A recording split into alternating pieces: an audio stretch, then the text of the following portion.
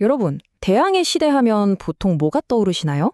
아마 황금이나 새로운 땅을 찾아 떠나는 탐험가들의 모습이겠죠? 근데 말이죠, 이 시대는 단순히 영토 확장의 시대가 아니었어요. 동시에 신앙이 한 번도 가보지 못한 새로운 땅으로 뻗어나가던 그런 시대이기도 했습니다.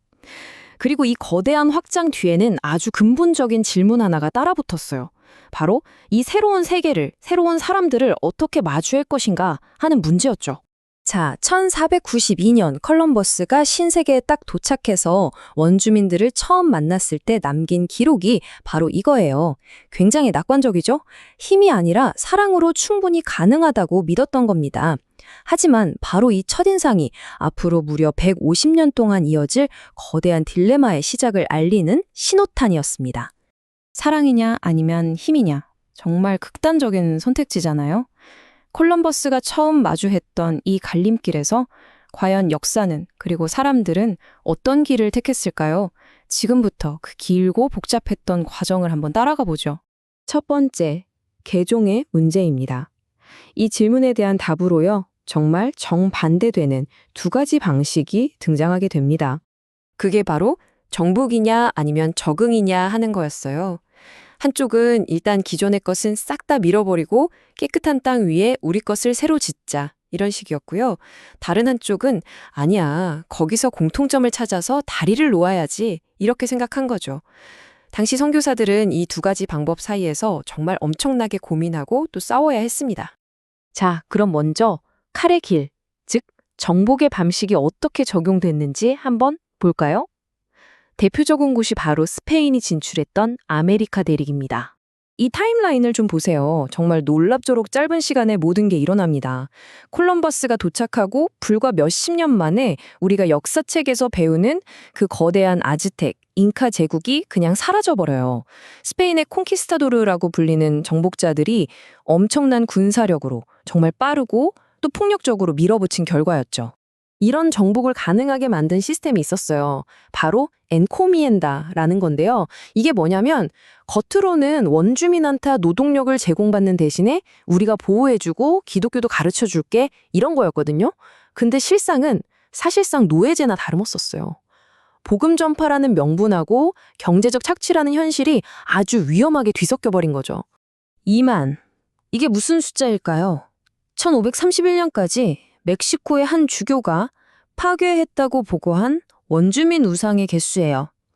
신전도 500개가 넘게 무너뜨렸다고 하고요.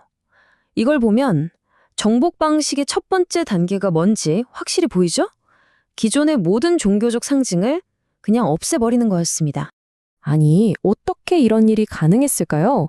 여기에는 심지어 신학적인 정당화까지 있었습니다. 세풀베다라는 신학자가 한 말 좀 보세요. 인간이 원숭이보다 우월하듯 스페인인은 인디언보다 우월하다. 어떤 민족은 태어날 때부터 자연적 노예라서 그들을 지배하는 건 당연하고 정의로운 전쟁이라는 그런 주장을 펼친 겁니다. 하지만 이런 끔찍한 논리에 모두가 동의했던 건 아닙니다. 정말 다행이죠.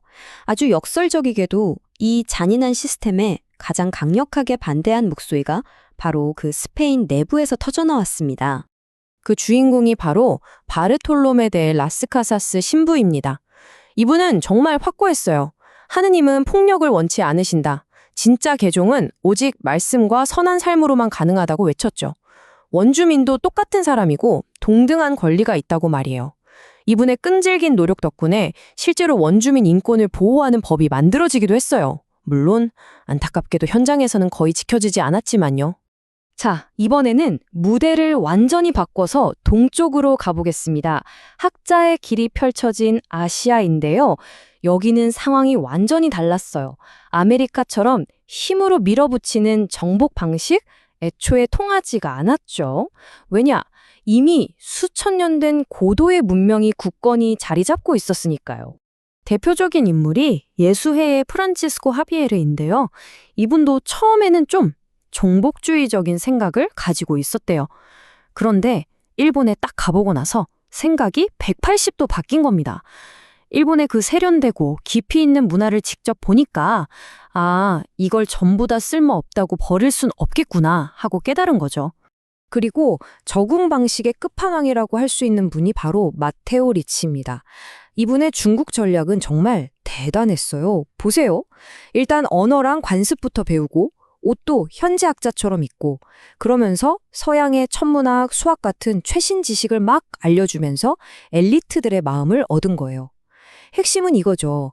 기독교를 밖에서 온 낯선 것이 아니라 원래 있던 중국의 지혜를 완성시켜주는 것으로 접근했다는 점입니다.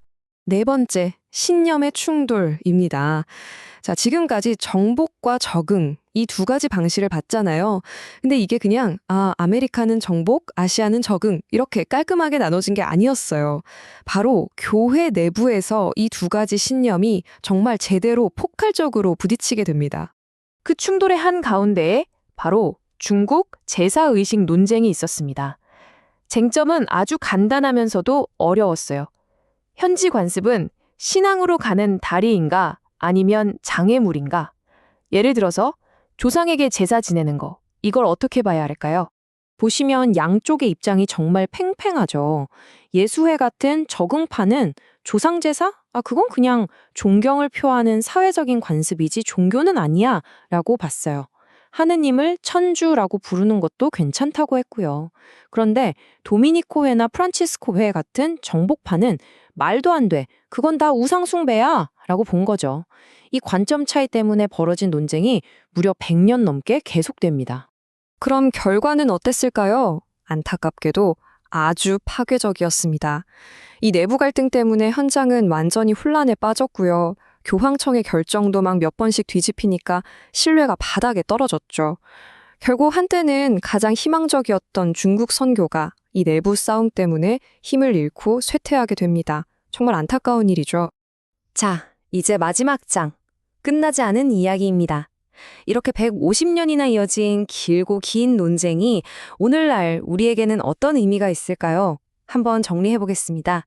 결국 이 모든 이야기의 핵심은요, 하나의 오래된 긴장감으로 정리할 수 있을 것 같아요.